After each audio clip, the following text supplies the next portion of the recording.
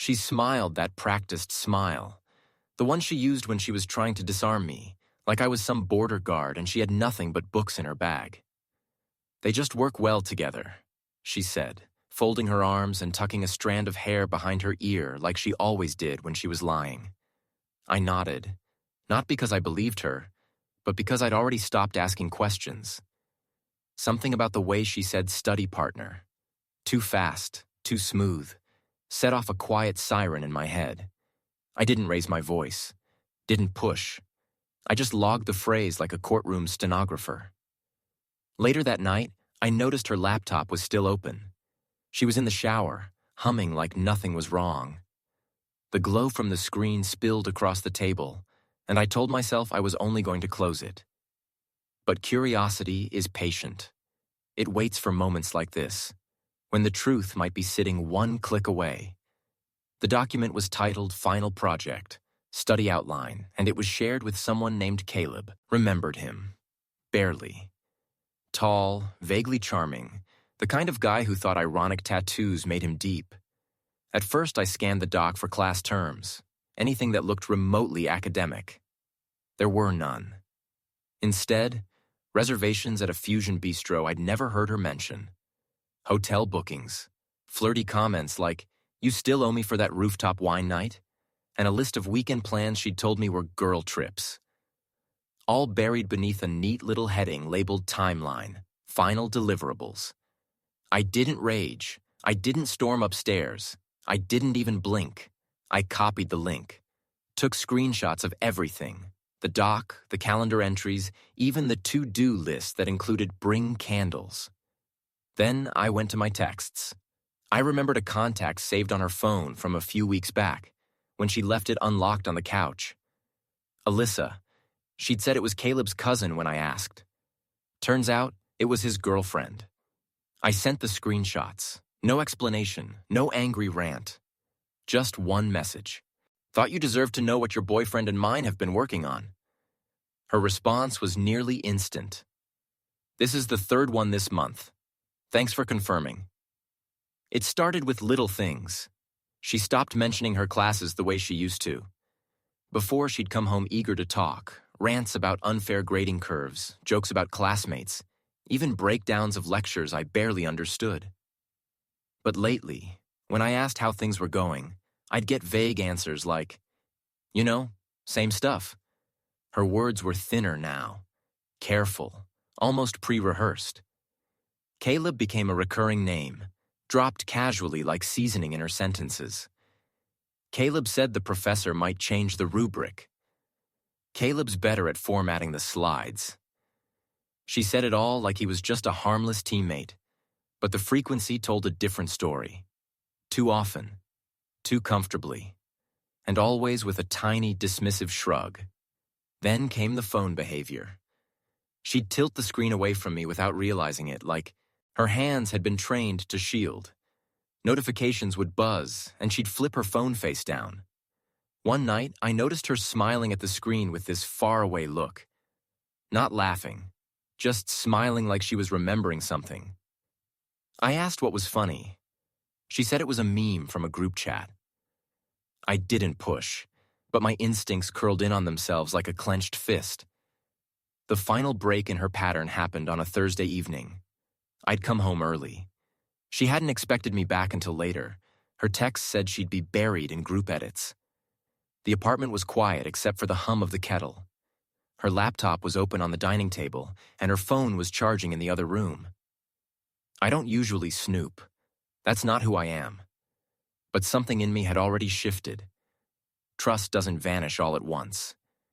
It dissolves, particle by particle, until one day you realize you're squinting at everything through suspicion. That day had come. I walked past the table and caught a glimpse of her. Screen. The document was still open. The same one I'd seen in her tabs before. Final Project, Study Outline. A familiar title, innocuous, deceptive. What I saw inside wasn't a rough draft or a bulleted outline. It was a carefully organized personal itinerary. Dinner at Mateo's, hotel check-ins under initials RK and CM, inside jokes bracketed with hearts and LOLs. One note read, "Pack that wine you love. Red top, not white. You said it was our tradition." I scrolled further, now fully inside the mess she didn't think I'd ever look at. A shared Spotify playlist was linked at the bottom, one I'd never seen. Its title? Night Study Vibes. But the songs? Romantic, nostalgic, intimate. Not one track you'd associate with PowerPoint slides or team deadlines. There was no schoolwork, no references, no academic anything. She'd cloaked the whole thing under a file name designed to keep me from looking. But her mistake wasn't in trusting me too much. It was in underestimating how quiet people absorb things. The pauses, the patterns, the silence between sentences. I didn't panic. I didn't even feel heartbroken yet. Just hollowed out. The kind of emotional vacuum that doesn't hurt. It observes. I sat there, staring at the open laptop as the water boiled over on the stove behind me. She came out of the shower a few minutes later, wrapped in a towel, humming to herself.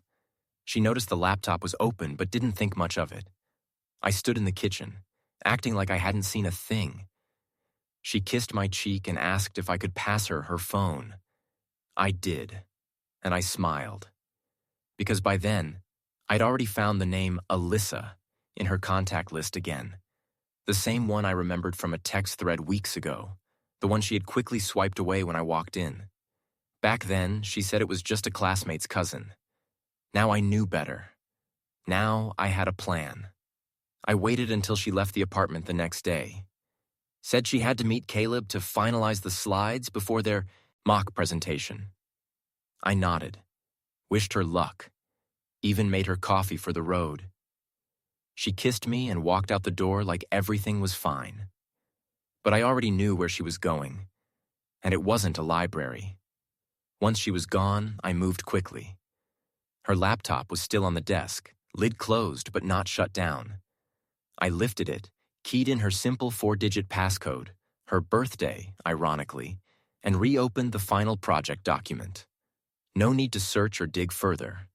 The evidence was sitting right where she'd left it. I took screenshots of everything, not just the calendar with its romantic weekends, but the notes themselves. Her comments about how last time at the B&B was perfect, and how Caleb always knows how to distract her when she's stressed. I copied the entire document into a PDF, renamed the file with the same neutral title, and saved it to a flash drive, just in case she wiped it later. Then I went to my phone. The name Alyssa hadn't left my mind since the first time I saw it. I remembered Rachel had mentioned her in passing once, awkwardly, when I asked who Caleb was dating. "Just someone outside class," she said. "Nothing serious." That should have been my second red flag, but I had enough now.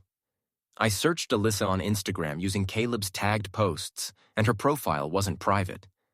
One scroll through was all it took to confirm. Same girl in his beach trip photos, same initials from the hotel booking document. I clicked message and sent her a short, cold text.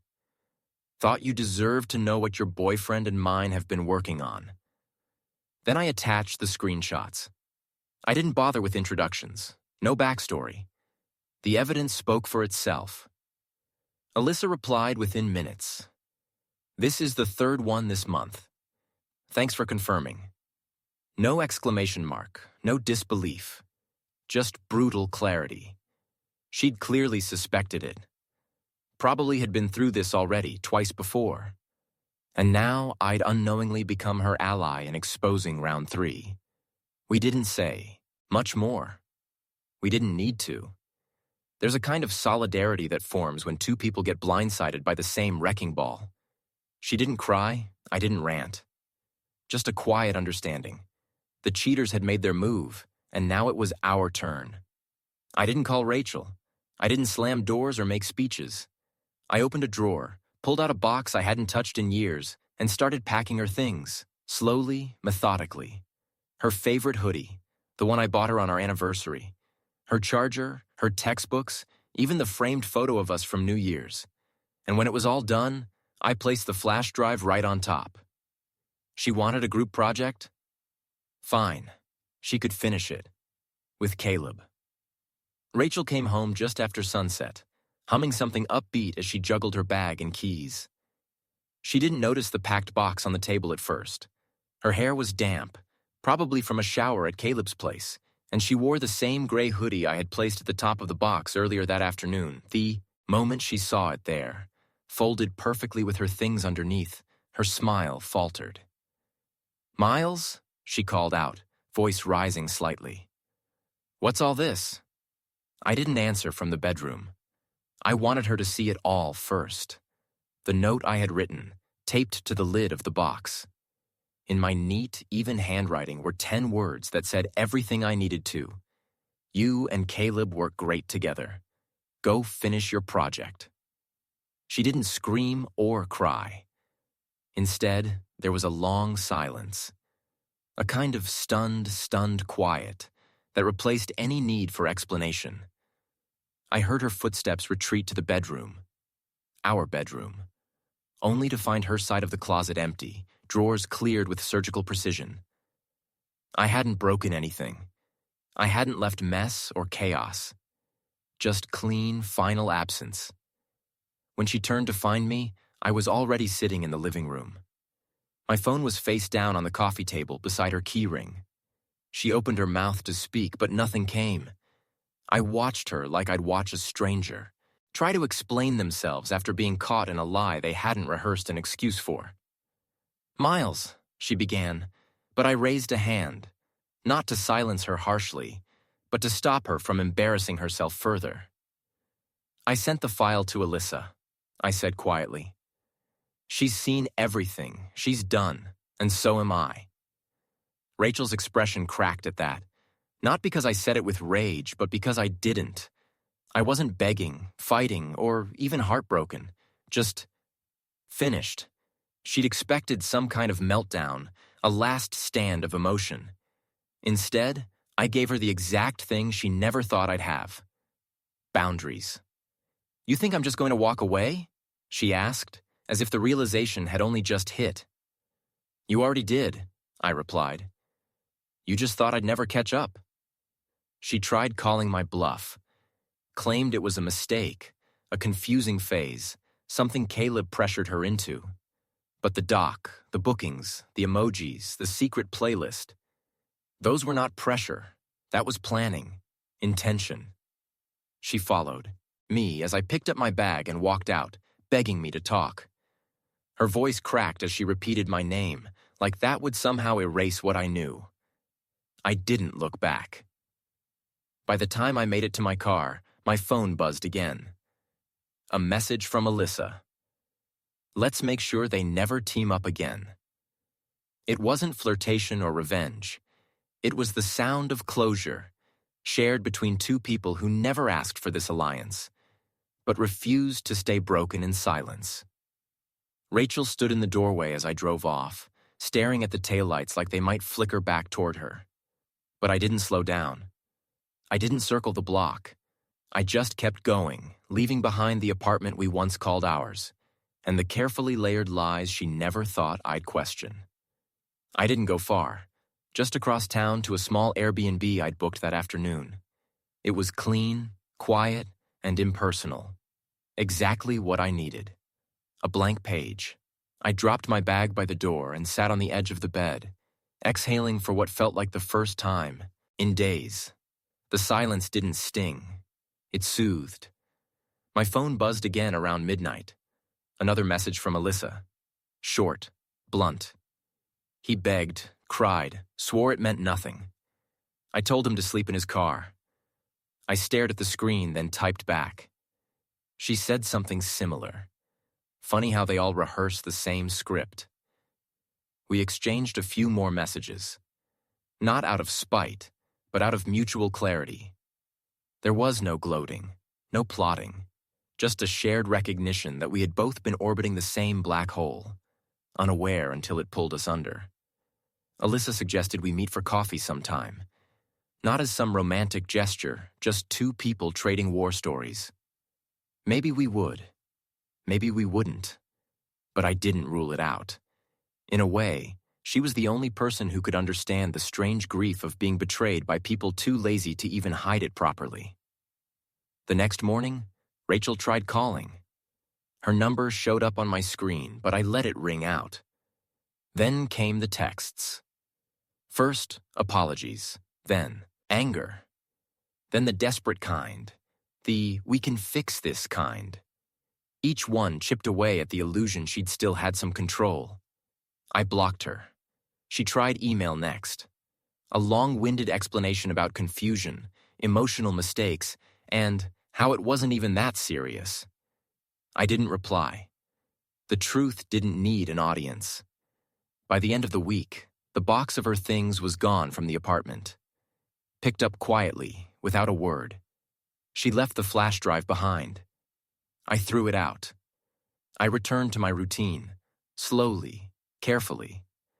The gym in the morning. Coffee shops instead of our shared kitchen.